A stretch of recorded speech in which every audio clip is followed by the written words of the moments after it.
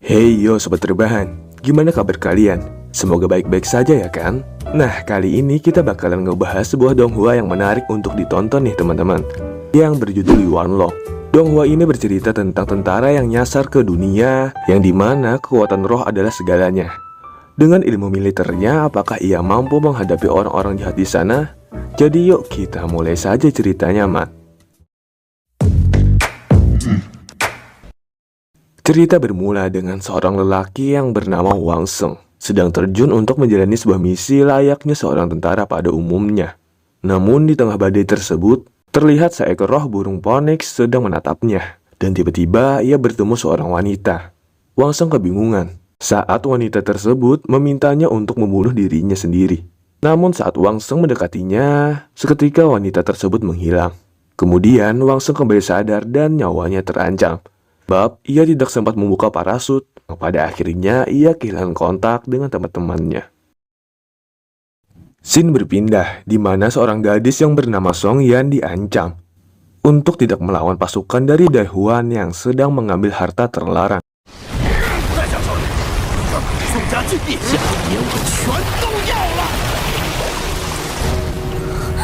Mereka sendiri direncanakan untuk melakukan pernikahan oleh para tetua keluarga.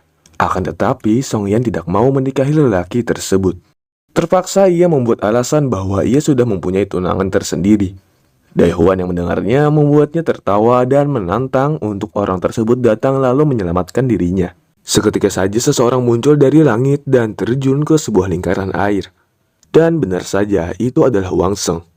Ia nampak kebingungan, sebab ikan kecil yang di sekelilingnya saling memakan satu sama lain. Ditambah ada satu ikan kecil yang masuk ke tubuh Wang Sheng. Rupanya ikan yang saling memakan tadi membentuk ikan yang sangat besar, membuat Wang Sheng terhempas di sana. Ia kembali bingung dengan melihat penampilan pakaian kuno, dan mengiranya sedang syuting film nih teman-teman. Song Yan pun mengatakan bahwa ialah tunangan yang dimaksud. Di sisi lain, ikan besar tadi menjadi makhluk yang disebut roh Yuan.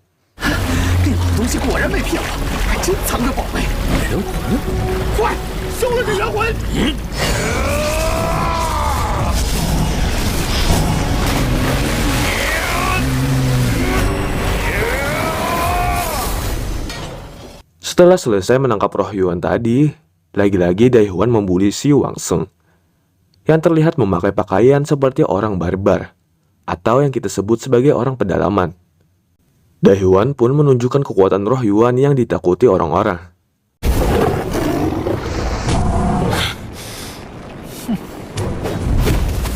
Namun saat menyerangnya, Wang Sheng dengan akurat hanya perlu satu kali tembakan untuk membunuhnya.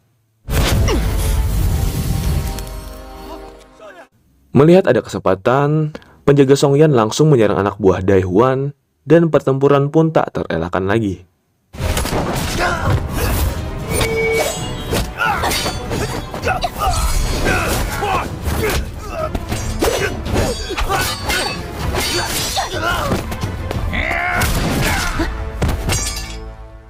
Setelah selesai, Wang Sheng yang tidak tahu menahu dengan dunia tersebut mencoba mencari informasi tentang apa yang telah terjadi. Dan dia diberitahu bahwa ia telah membunuh seseorang tuan muda dari keluarga Dai. Yang mana mereka keluarga terpandang dan ditakuti nih teman-teman. Song Yan lalu menyarankan untuk pergi kembali ke gunung agar bisa selamat. Sebenarnya Wang Sheng juga kesal karena ia disebut-sebut orang barbar. Lalu menggoda Song Yan. 我的未婚妻，说我是你未婚夫。现在我需要一个安全的地方，宋妍是吧？你想嫁的代价吗？ 当然不想。 Namun saat membasuh mukanya, Wang Sheng terkejut sendiri. Dikarenakan ternyata ia kembali muda. Berarti dulunya sudah tua ya. Cerita berlanjut menuju di kediaman keluarga Song. Lagi-lagi ia menjadi bahan pembicaraan masyarakat di sana. Masa seorang putri dari keluarga Song yang besar dan dihormati akan mempunyai seseorang suami dari orang barbar, kata mereka. Namun Song Yang terus memaksa agar Wang Sheng juga ikut ke dalam kediamannya. Akan tetapi seorang pelayan tidak terima dengan kedatangan lelaki tersebut, yang membuat Wang Sheng memberinya sebuah pedang yang terlihat sangat mahal, bekas pertarungan sebelumnya. Dan barulah pelayan tersebut memperlakukannya dengan baik. Namun nampak ada seseorang yang kesal dengan kedatangan si Wang Seng ini nih teman-teman. Siapakah dia? Saya pun belum tahu. Nah, selanjutnya scene berpindah di kediaman seorang tetua keluarga di wilayah tersebut. Yang mana ia juga merupakan kakak dari Song Yan sendiri.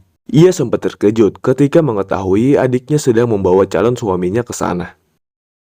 Malamnya, Wang Seng membuat laporan di dalam rekaman, yang mana ia berharap rekaman tersebut akan berguna di masa depan jika ia mati di sana. Nah, di situ ia mempunyai misi tersendiri.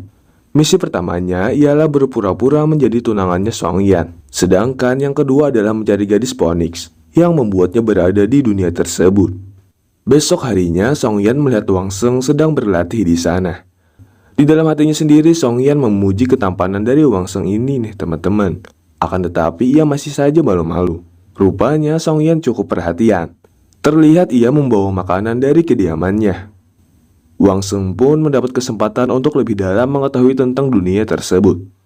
Ia lalu bertanya-tanya tentang roh Yuan dan yang lainnya. Dan akhirnya ia tahu bahwa semakin besar roh Yuan yang berada di dalam diri seseorang, maka semakin besar juga potensi yang dimiliki orang tersebut.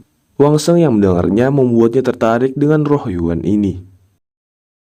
Setelahnya muncullah seorang anggota keluarga Song. Ia terlihat sopan namun sangat mencurigakan, yang bernama Song Tian. Terlebih, Song Yan terlihat membenci orang tersebut. Benar saja, Song Tian mulai merendahkan Wang Seng dengan mengiranya selalu makan mentah-mentah yang tak pernah makan enak, dan juga meledeknya. Wang Seng tak hanya diam dan membalas mengerjainya. Dan pada akhirnya, Song Tian kembali dengan perasaan jengkel yang rupanya ia juga menyukai Song Yan. Selanjutnya, Wang Seng meminta Song Yan agar bisa mengetahui tingkatan roh Yuannya sendiri. Mereka lalu pergi ke sebuah akademi di mana para murid-murid sedang berlatih. Wang Seng dengan melihat kekuatan dan kecepatan mereka lalu membayangkan apa yang akan terjadi jika melawan mereka sekaligus. 先出手的最嚣张，就先解决。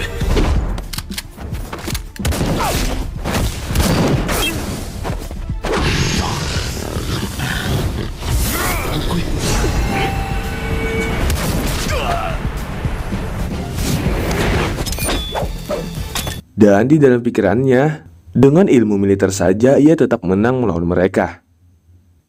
Namun melihat mereka dari tadi ditatap cukup lama, mereka menganggap ia tidak pantas berlatih bersama. Sebab Wang Seng sendiri tidak memiliki aura Qi sama sekali.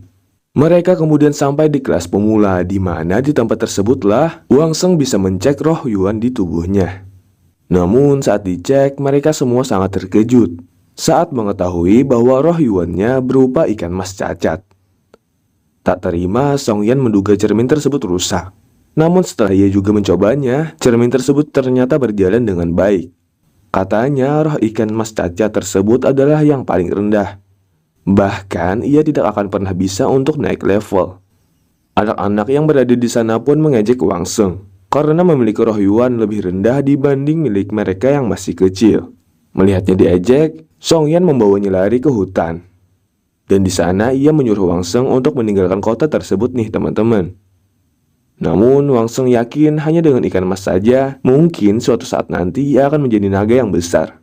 Yang artinya dia tidak menyerah dengan mengetahui roh Yuan yang ada pada dirinya. Cerita berlanjut di mana saat Wang Seng berkeliling kota sendiri, ia lagi-lagi menjadi bahan pembicaraan orang-orang. Karena rupanya rumor tentang roh Yuan yang dimiliki Wang Seng telah tersebar luas. Walau Wang Seng lumayan kesal, namun Wang Seng tetap bisa bersabar menghadapinya. Sampai ia bertemu dengan seorang pengemis jalanan misterius yang bernama Ling Su. Yang mana ia tidak tertarik dengan roh Yuan, tapi ia lebih tertarik dengan makanan di dunia tersebut. Hingga ia kelaparan dan meminta kepada Wang Seng sedikit makanan. Wang Seng kemudian memberinya snack dari dunia sebelumnya, yang membuat Ling Su tergila-gila dengan rasanya.